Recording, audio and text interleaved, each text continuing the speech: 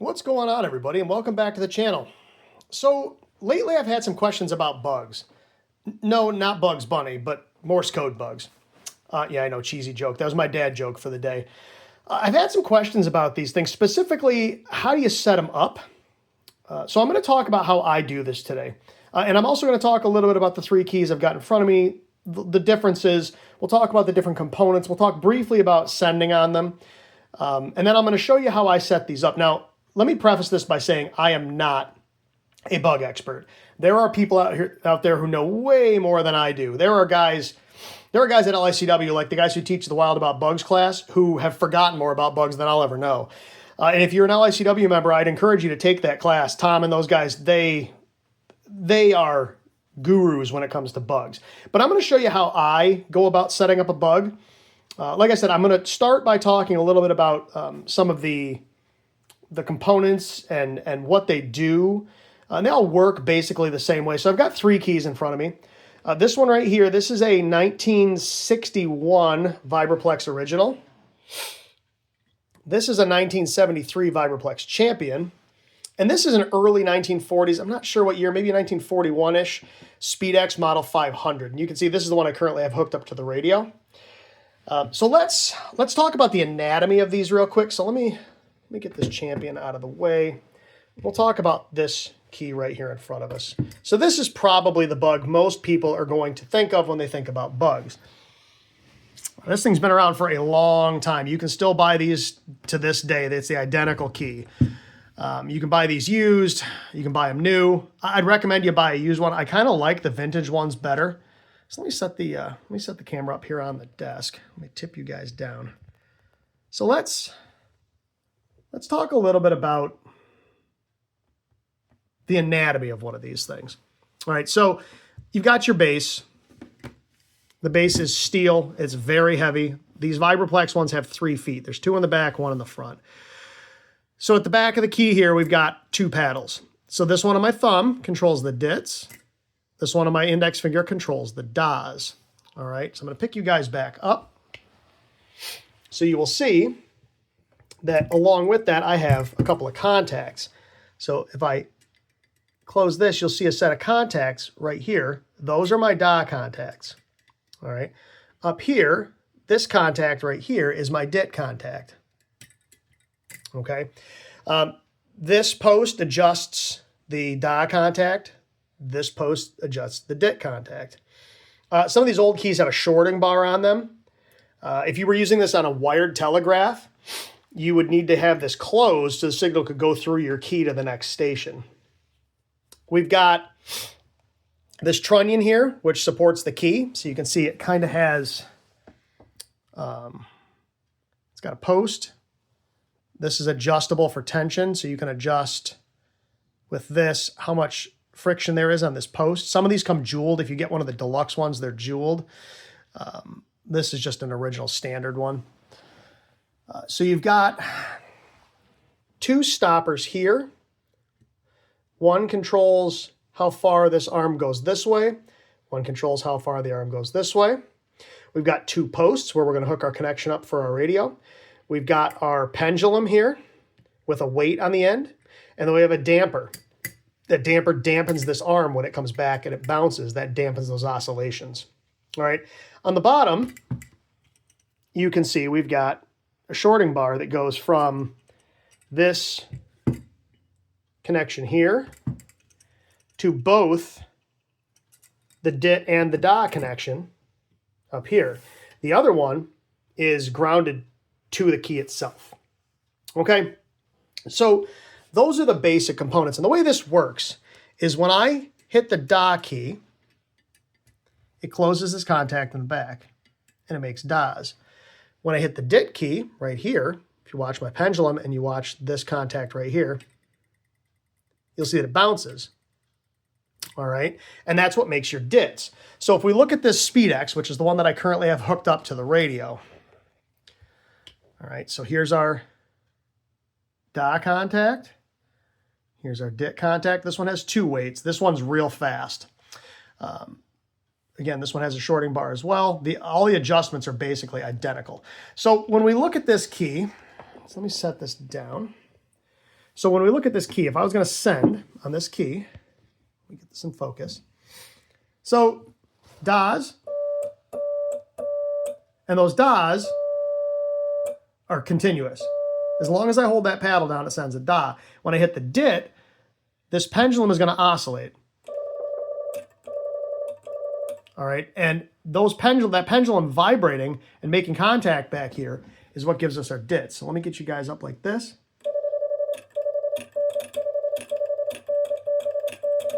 All right, so you're controlling the DAs manually. DITs are automatic. That's probably, I'm going to guess 25-ish, 24, 25 words a minute.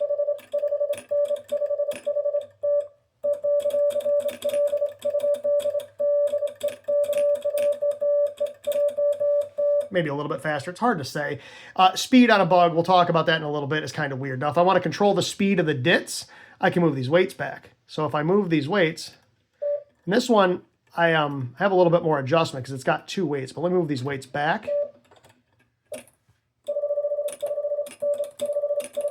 So you can see the further I move those back, the faster the DITs go. Like I said, I can only slow this bug down to about 25 words a minute. Both of the Vibraplex keys I can get down to about 19 or 20. Now, what I quite often do on this key is I take one of these weights off and I put the big weight from this Vibraplex bug on here, and I can get this down to about 18 words a minute. I like this speed. I like how this SpeedX key sends the best out of these three. But that's the anatomy, and that's kind of how you send with one of these. And one of the things you're going to hear people hate about bugs is people with a bad bug fist accentuate their DAs. All right. Right, their DIT to DA ratio is wrong. It should be 3 to 1. So the DA should be 3 times as long as the DIT. And with a bug, that you're controlling that manually, it can be hard to do.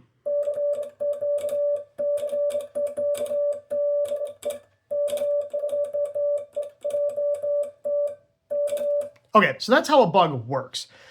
Now let's talk a little bit about how to adjust one of these things, because it can be obnoxious.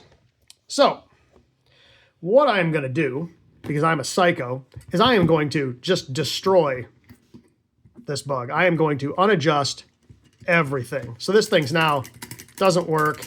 Nothing works, okay? So this thing is now a complete disaster. All of my adjustments are totally wrong. It doesn't do anything. All right, in fact, if I hook this up to the radio, all it's going to do, it would make DITs, but that's about it. I could make DAs, but it'd be a huge gap. So normally what I do, the first thing I normally do is adjust my DA. So sorry about my hand. I'm going to turn this down a little bit. So I just adjust this up. Again, I do this by feel. And pull out on these screws when you're adjusting it to take any slack out of the threads. I'm going to go a little tighter than that.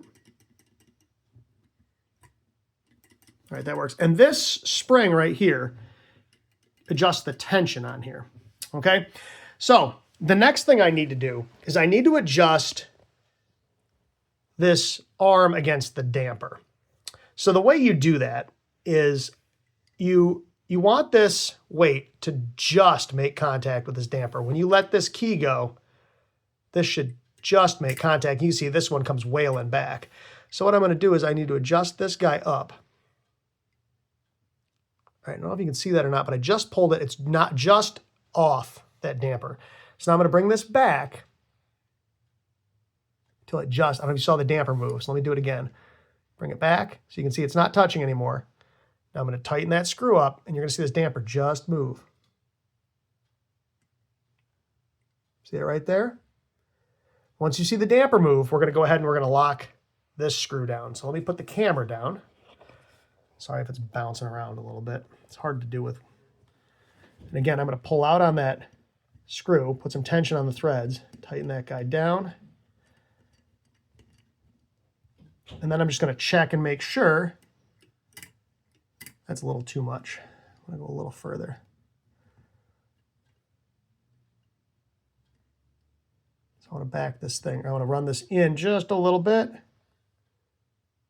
Right about there. And again, I'm doing this kind of by feel. So you can see when I let go, just touches that damper and stops it from vibrating. Okay, and that damper is just a weight with a wheel on it. All right, so now that's set.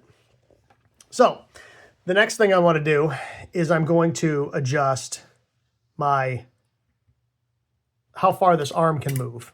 All right, you need enough space in here so that you can really get this arm swinging, because remember, this thing works solely on spring tension and momentum, but not so much that my gap, you can see how far I've got to move that paddle. So I'm going to bring that in a little ways. And again, I do this by feel.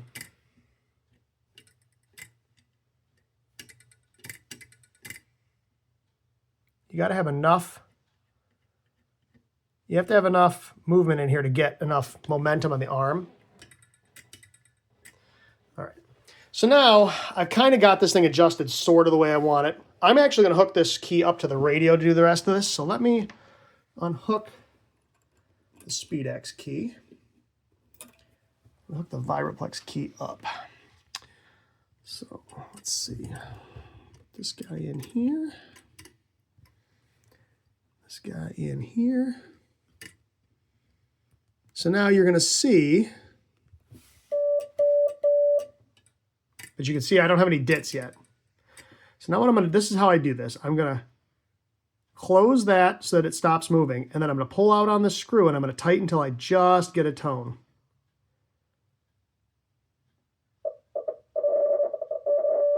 Hear how scratchy that is? That contact's probably a little dirty. What you can do is take a Post-it note, put it in there, just put some tension on it, and just kind of work it in and out. Slide this back and forth. Look at all the garbage that just came off of that. They're silver. The contacts are silver, and they'll tarnish up. Okay, so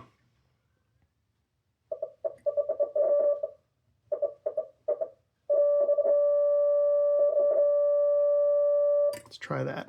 So now I got a solid tone. I'm going to go ahead and I'm going to tighten this thing down. I'm going to see what it feels like. All right, let me move the camera back.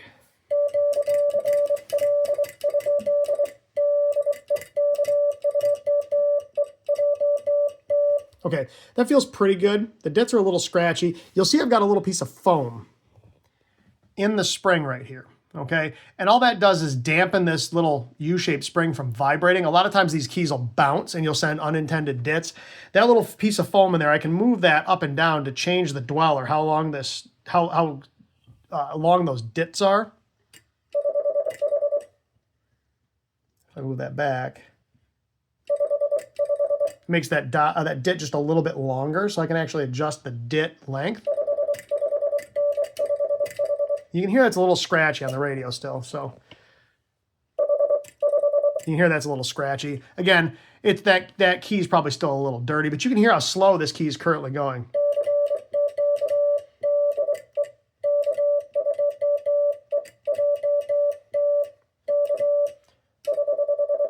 And if I want to speed this up, loosen the weight, bring it back. So that's really kind of all there is to adjusting one of these. Let me clean this dit contact up just a little bit more. See if I can get this a little less scratchy. If these are really dirty, what I do is I take this key all the way apart. These are actually really easy to disassemble. And I use a Mr. Clean Magic Eraser on the contacts. It works fantastic.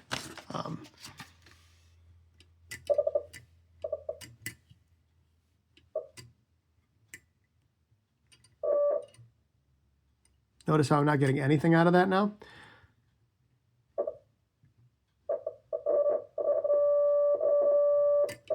So that tells me there's something in there. So there's actually goop on that contact. Like I said, these keys can be very finicky. So these things, bugs were invented to allow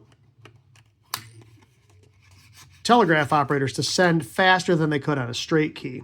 So most people, when they get to, and that's dirty.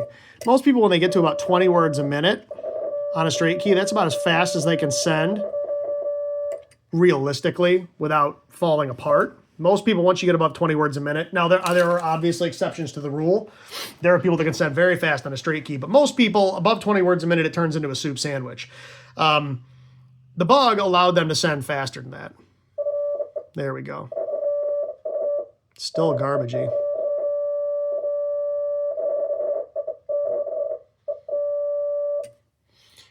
I really should take this bug apart and clean those contacts. Yeah, hear how scratchy that is? So there's something on that contact. So I'll probably take this bug apart and I will hit those with a Mr. Clean Magic Eraser and get those cleaned up. But that's kind of how I go about adjusting one of these things. Yeah, there's definitely something on that contact. So let me throw this back over on the Speed X key, because that one I use all the time. The problem is this key sits a lot. I don't use this one a ton. I send most of the time. I send on the Speed X. So let me go ahead and throw this over here. We'll finish up our discussion here. So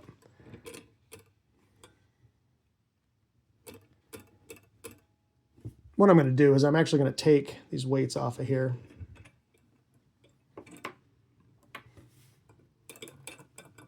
Interesting, I'm not getting anything out of this. Did I reverse these? Yes, I did. Shouldn't matter, but there we go. Okay, so what I'm going to do is I'm going to take these off of here. And I'm going to put the big round weight from the Vibraplex Original on there along with one of the Speed X weights. This is how I normally run this. Throw that on there. Throw that on there. So this bug at its slowest speed. So I've got that big weight, and I could put more weights on there and make it even slower. But I don't like to put too much weight on there. This is about as slow as I want this to go. This is probably about, I don't know, 18, 19 words a minute.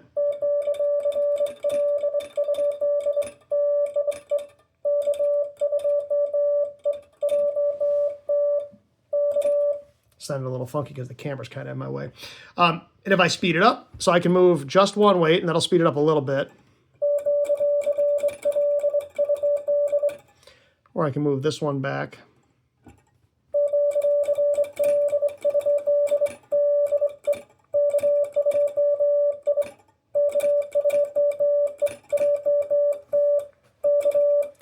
And you can see that works pretty well. That's probably about the speed I'd want.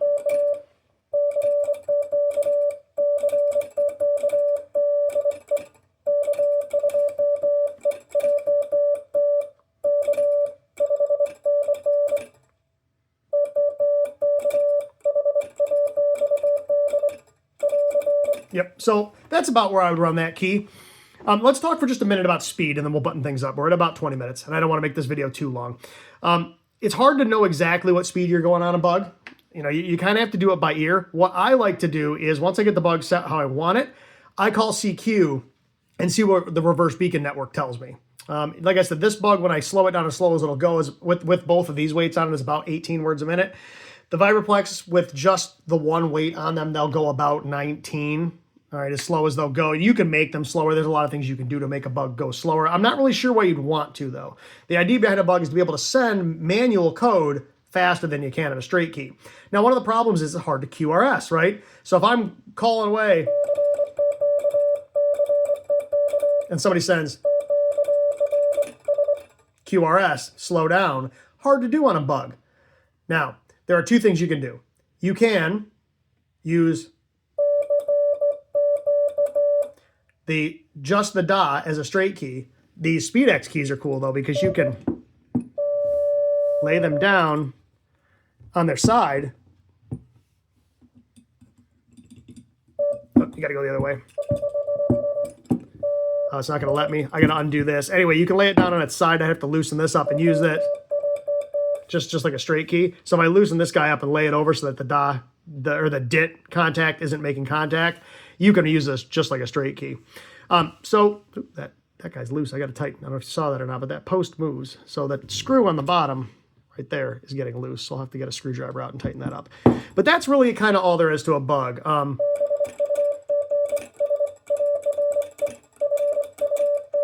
I just said bugs are fun. But like I said, bugs are great. They take a little bit of practice to get used to. Sending on one is totally different than it is on any other key.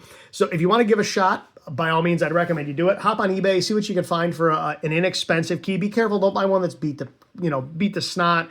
Make sure all the parts are there, but you don't need to go buy a $300-400 key. You can get one of these Vibraplex originals like this guy for, $100, $150, depending on the key. The new ones are, I don't know, $2 something, I think. Some of these vintage keys, like this SpeedX, these things are expensive, or like a McElroy, they can get, $400, $500, $600, $700 depending on the key. But if you've got any other questions about bugs, feel free to leave them in the comments. I apologize if this one was a little disjointed. I didn't really plan on shooting this video, but somebody asked me this question today. They say, hey, did you have a video on how to adjust a bug? And I was like, no, but I can shoot one. So I got home from work and I just, on the fly, figured I'd shoot this video. So if you got any questions about bugs, feel free to leave them in the comments below. Otherwise, I appreciate you watching. Until next time. 73, everybody. So I just wanted to jump back in here real quick. You saw me struggling earlier with the dit contacts on this, right? You saw I was having a hard time getting clean dits out of this thing, and I cleaned them, and it was still making a mess. In fact, it wasn't sending at all. I took it apart, and I cleaned that up real good, and now listen to the difference. So as you can see, cleaning those contacts up makes a huge difference. So with that being said, one more time.